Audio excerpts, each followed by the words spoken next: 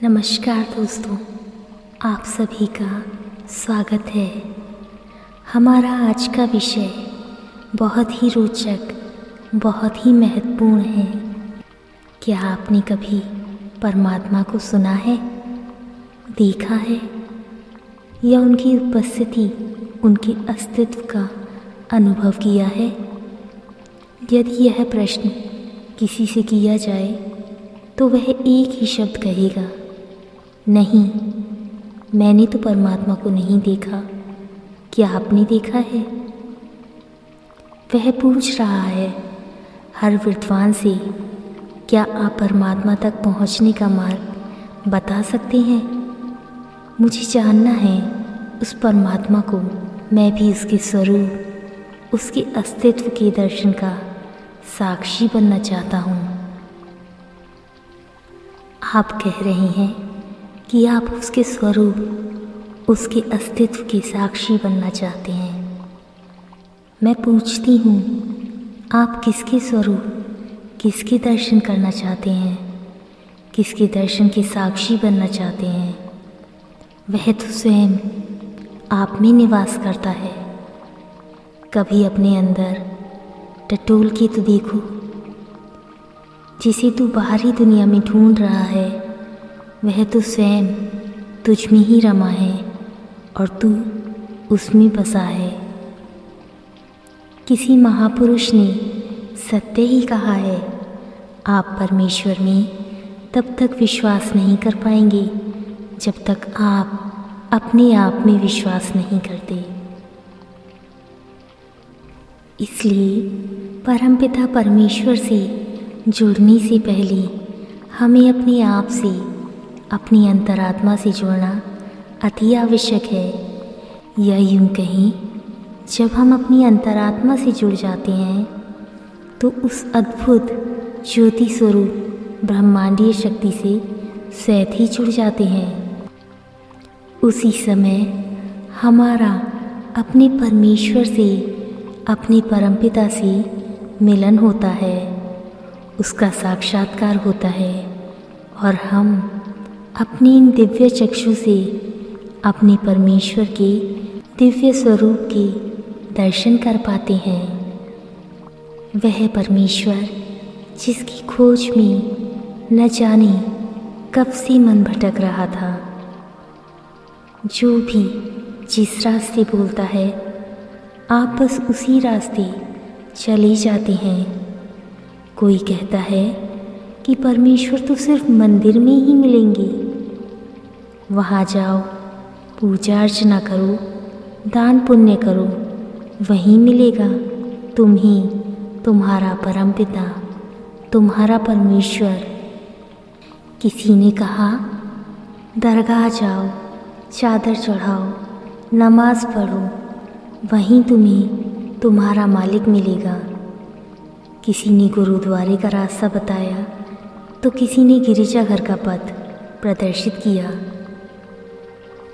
परंतु क्या आप जानते हैं, सत्य तो किसी ने बताया ही नहीं। या फिर यूँ कहिए, सत्य का तो किसी को ज्ञान ही नहीं। वास्तविक सत्य क्या है, इसका तो किसी को ज्ञात ही नहीं। बस सब भ्रमित होकर घूम रहे हैं। जरा सोचिए, आप जिससे बिछड़े ही नहीं, जिसको खोया ही नहीं, उसे प्राप्त कैसे करोगे? वो तो स्वयं तुम्हारे अंदर विराजमान है। तुम उससे अलग कभी हुए ही नहीं। जब तुमने उसको खोया ही नहीं, तो उसके पाने का रास्ता तुम्हें कौन बता सकता है? तुम तो उसी में हो और वो तुम में है। उसे तो तुमने पा लिया। कभी कस्तूरी मृग को देखा है?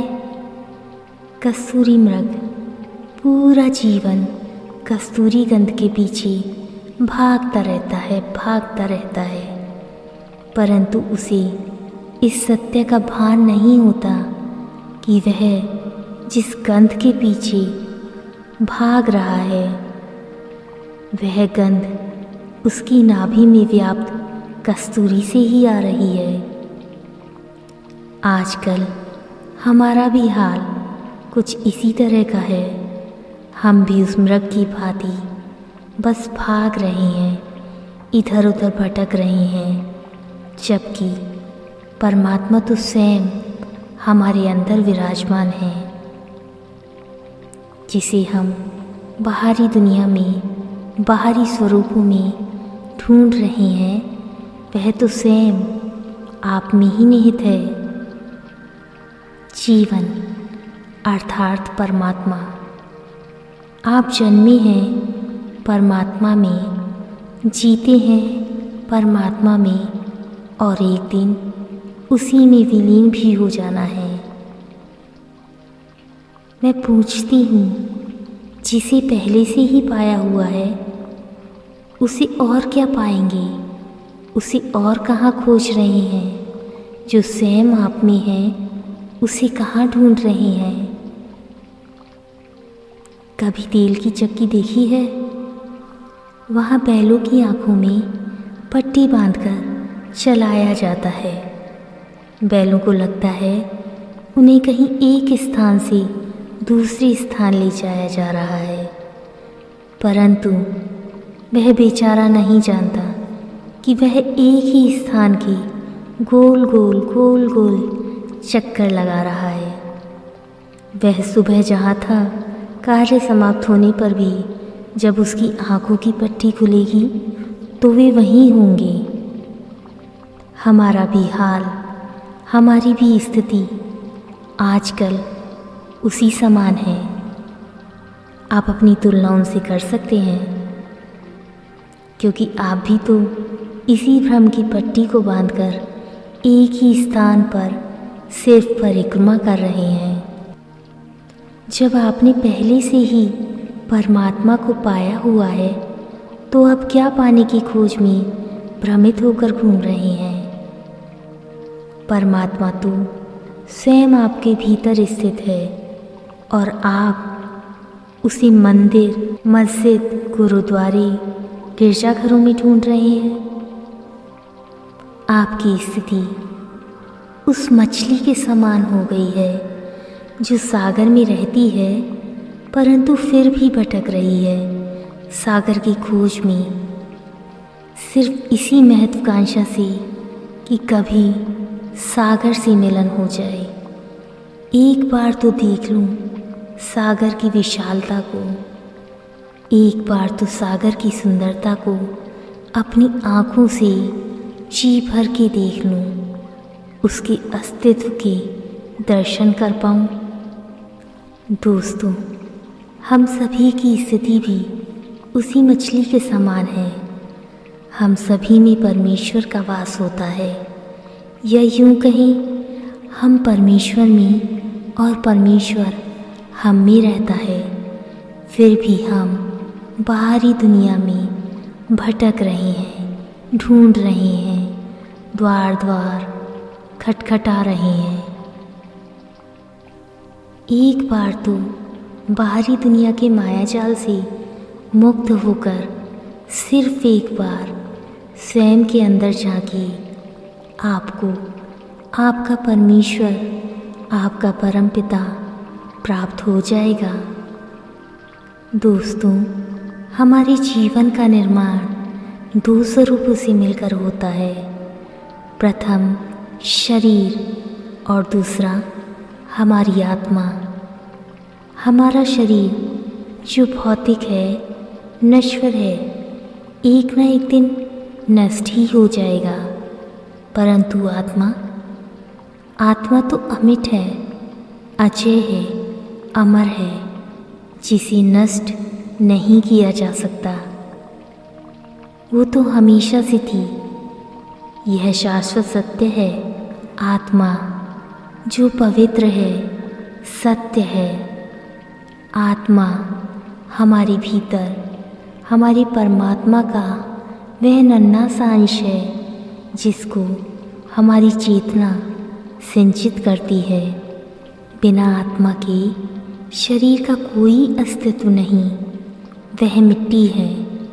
वह ना तो सांस ले सकता है, ना ही कोई प्रतिक्रिया कर सकता है। एक व्यक्ति जिसने अपना पूरा जीवन दुख और गरीबी में बिताया हो, आज उसके जीवन का अंत हो गया। अब वह सिर्फ एक मुर्दा शरीर है। उस मुर्दा शरीर के कान में बस एक बात बोलिए, एक बार बोल के तो देखिए, तुम्हारी लॉटरी लग गई है, तुम करोड़पति बन गए हो। क्या वह मुर्दा शरीर कोई प्रतिक्रिया देता है? क्या वो कोई प्रतिक्रिया देगा? नहीं, वह नहीं दे सकता। सोचिए, जब जीवन ही नहीं तो प्रतिक्रिया कैसे देगा? उसने अपना पूरा जीवन जिस खुशी का, जिस समय का इंतज़ार किया, अब वह सब उसके लिए व्यर्थ है। यह बात महत्वपूर्ण है। जब जीवन ही नहीं तो उससे जुड़ी हुई खुशियों का कोई महत्व नहीं, कोई मोल नहीं। हर एक मनुष्य के अंदर एक शांत मनुष्य रहता है। क्या आप जानते हैं? शायद नहीं, ये आपके अंदर भी है। अपने मन को शांत करें तो आप इसे महसूस कर पाएंगे। यह शांत मनुष्य कोई और नहीं, हमारी अंतरात्मा है। हम सभी के भीतर निवास करने वाले उस परमेश्वर का सूक्ष्म रूप। जी हाँ, हमारी अंतरात्मा हमेशा सही होती है और इसीलिए बड़े बड़े महापुरुषों ने इस सत्य को भी स्वीकार किया है कि अंतरात्मा की आवाज़ परमेश्वर की आवाज़ है, इस ब्रह्मांड की आवाज़ है जो हमेशा हमेशा आपका मार्गदर्शन करती है। परिस्थिति चाहे कितनी भी विषम क्यों ना हो, यदि आप अपनी अंतरात्मा की आवाज़ सुनते हैं तो यह आपको सही पथ प्रदर्शित करती है।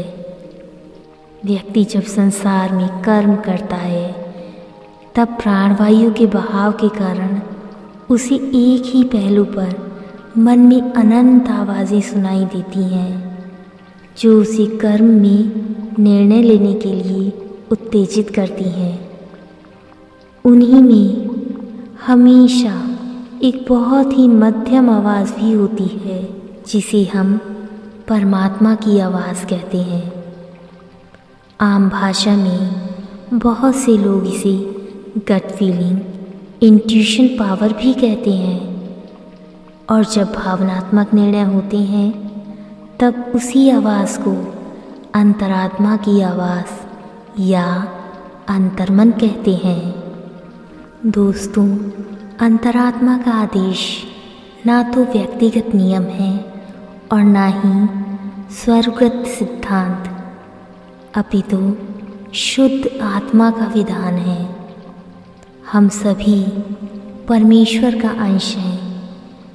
सभी महान लोगों ने इसे स्वीकार किया है कि अंतरात्मा की आवाज़ परमेश्वर की आवाज़ है।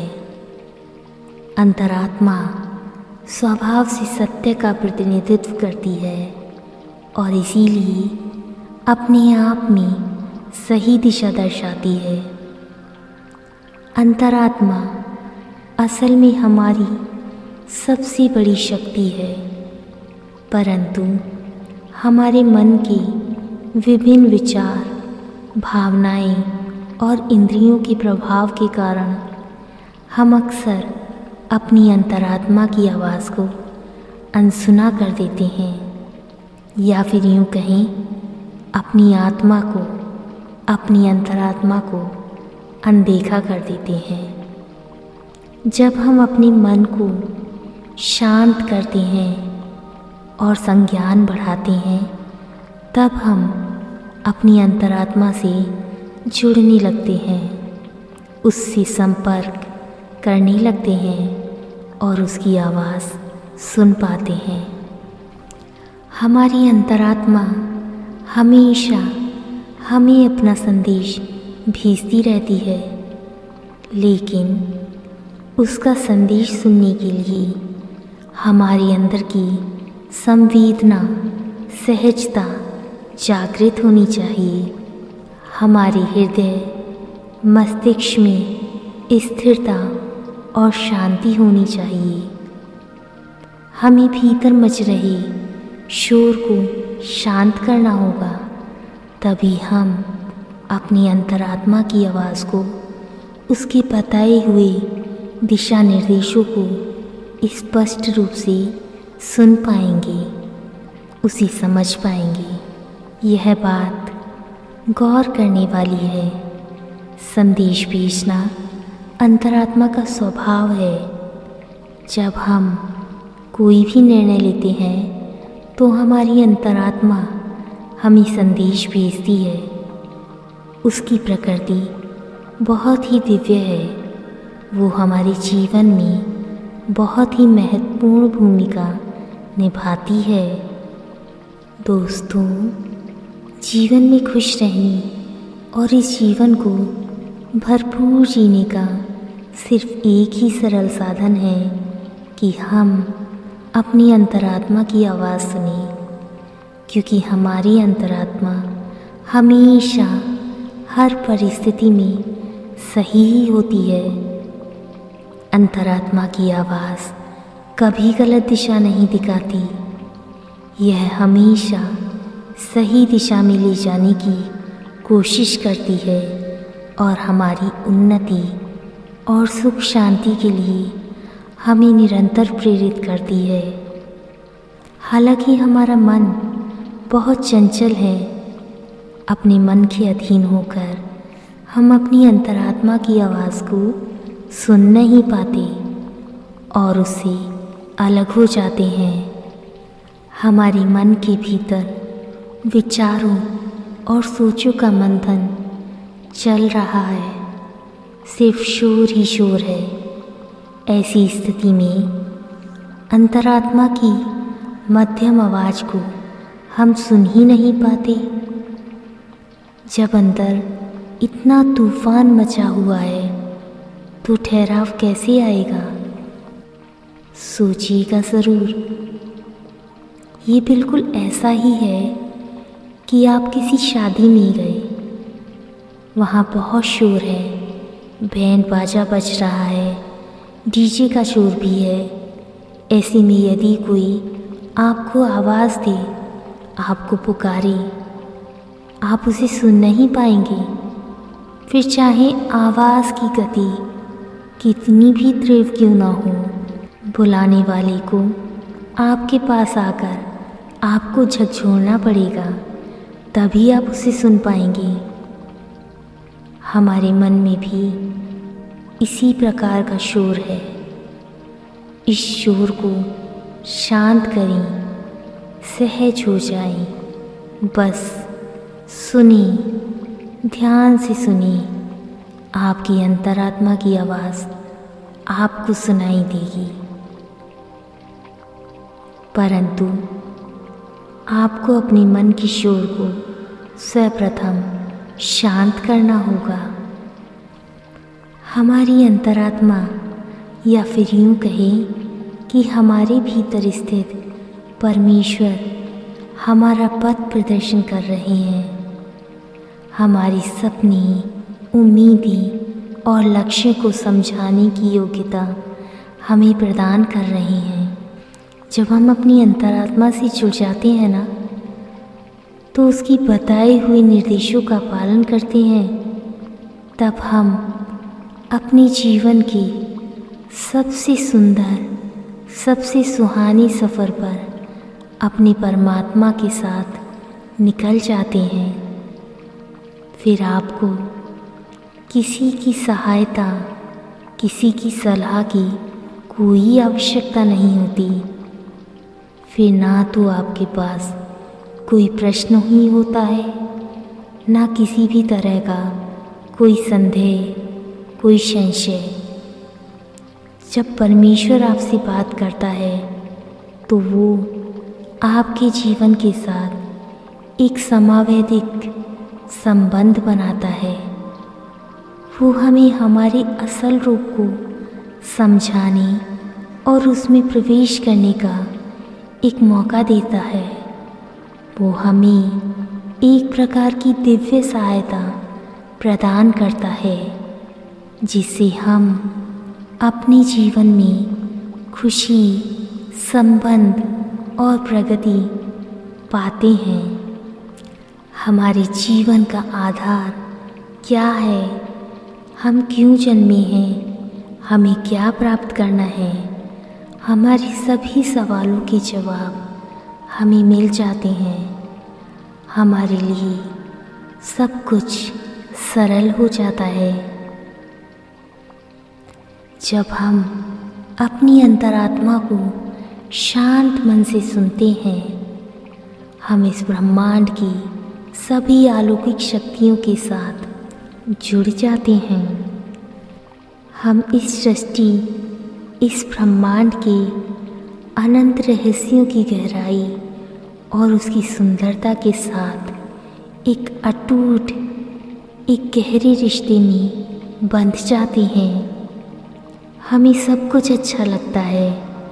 हमारे चारों ओर सिर्फ प्रेम ही प्रेम बरसता है। जब हम अपने मन को खोलते हैं और अपने मन को शांत करते हैं, तभी परमेश्वर की आवाज़, उनके निर्देश हम तक आसानी से पहुंचते हैं।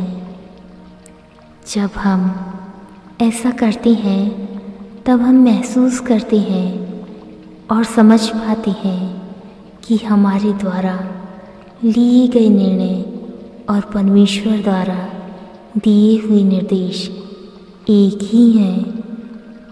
ये अनुभव, ये अनुभूति हमें खुद से और हमारे परमपिता परमेश्वर से जोड़ देती है। दोस्तों, जब हम कभी कुछ बुरा कर रहे होते हैं तो हमें कुछ अजीब सा लगता है, मानो जैसे कोई कह रहा हो कि तुम गलत कर रहे हो, रुक जाओ, जो तुम करने जा रहे हो ना, वो अधर्म है। यह कोई और नहीं, ध्यान से सुनो, यह आपकी अंतरात्मा है जो हमें कुछ भी अनैतिक, अधार्मिक कार्य करने से रोकती है। ये किसी को भी दुख पहुंचाने से हमें रोकती है। और जब हम अपनी अंतरात्मा की आवाज़ को अनसुना कर देते हैं तो हमारा अपनी अंतरात्मा से संपर्क कमज़ोर हो जाता है, जैसे मानो परमेश्वर का साथ ही छूट गया हो। ये बिल्कुल ऐसा है जैसे कि एक नन्हा बच्चा भीड़ में अपने माता पिता के साथ बिछुड़ गया है, कहीं खो गया है। ऐसी स्थिति की कल्पना ज़रा उस बालक से पूछिए जिसके साथ यह घटना घटित हुई है।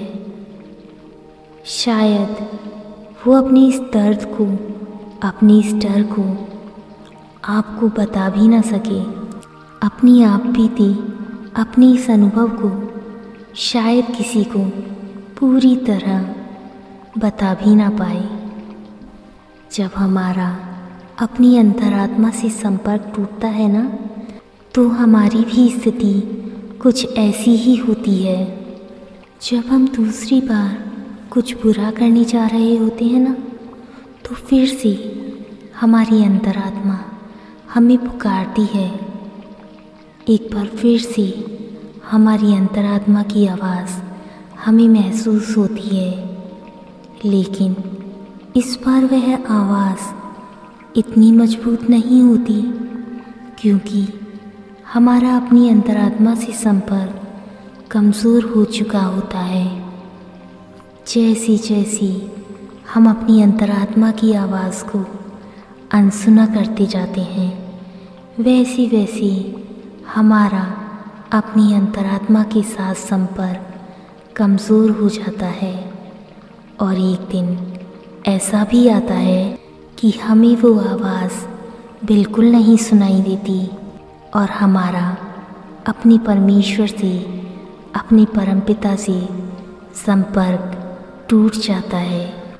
दोस्तों, जैसे जैसे हमारा अपनी अंतरात्मा के साथ संपर्क कमज़ोर हो जाता है, वैसे वैसे हम उदास रहने लगते हैं और खुशियाँ भौतिक वस्तुओं में ढूंढने लगते हैं। हम समस्याओं को हल करने में असक्षम हो जाते हैं, जिससे तनाव, डिप्रेशन, अनिद्रा हमारा हमसफ़र बन जाता है। जैसे जैसे हमें अपनी अंतरात्मा की आवाज़ सुनाई देनी बंद होती है, वैसे वैसे हमारा स्वयं पर नियंत्रण नहीं रहता और हम सही और गलत की पहचान नहीं कर पाते। ऐसी स्थिति में हम खुद को नियंत्रित नहीं करते, बल्कि परिस्थितियाँ हमें नियंत्रित करती हैं। हम वो करने लगते हैं जो आलस्य, डर, तनाव, लालच, क्रोध, घमंड और ईर्ष्या हमसे करवाती है। जब हम अपनी अंतरात्मा की आवाज़ को समझते हैं ना, तब हम अपने मूल स्वभाव को पहचानते हैं और इसके साथ ही हमें समय और परिस्थिति के साथ जुड़े हमारे व्यक्तित्व की तस्वीर भी स्पष्ट रूप से दिखाई देती है। जब हम अपने मन और हृदय से अपनी अंतरात्मा से कुछ प्रश्न करते हैं, तो हमारी आत्मा उसे सुनती है और उसका जवाब भी हमें देती है और हमें जीवन का सही मार्ग दिखाती है। दोस्तों, अपनी अंतरात्मा की आवाज़ सुनने के लिए ज़रूरी है कि हम अपने मन को शांत रखें। इसके लिए ज़रूरी है कि हमें शारीरिक, मानसिक और आत्मिक रूप से स्वस्थ रहना चाहिए, ताकि हम इस दिव्य संबंध को स्थिर रख सकें। ध्यान रहे, यदि मनुष्य परमेश्वर के इस अनमोल संदेश को ध्यान से सुनता है और इसका समर्थन करता है, तभी उसका जीवन सार्थक बन जाता है। इसलिए आगे बढ़ें और अपने मन को शांत रखें और ध्यान क्रिया के द्वारा अपनी अंतरात्मा से अपना साक्षात्कार करें। उसके साथ अपने जीवन का अटूट संबंध बनाएं, ताकि उस परमेश्वर और उसकी बनाई हुई सृष्टि, उसकी प्रकृति और संपूर्ण ब्रह्मांड के स्वभाव को आप समझ सकें, उसकी मधुर भाषा में बात कर सकें, उसके अनंत राज को समझ सकें और अपने जीवन को उसकी प्रेरणा से सजाएं। आपकी अंतरात्मा आपसे बात करेगी, बस आवश्यकता है कि आप शांत मन से उसकी बात सुने, उसे समझें। दोस्तों, क्या आप जानते हैं, हमारी अंतरात्मा हमें जो निर्देश देती है, उसी के अनुसार हमारे सपने और लक्ष्य भी बदल जाते हैं। हमारी आत्मा की आवाज़ हमें हमारी सोच और नज़रिए को बदलने का संकेत देती है। जब हम अपनी दृष्टि को बदलकर परमेश्वर की दृष्टि और उनके निर्देशों को समझने की कोशिश करते हैं, तब हमारा व्यक्तित्व और जीवन परिवर्तित होता है। जब हम अपने अंदर की सहजता को प्रकट करते हैं, तो परमेश्वर की दृष्टि हमारे साथ जुड़ जाती है, उसका साथ हमारे साथ जुड़ जाता है और हम अपने परमेश्वर से जुड़ जाते हैं।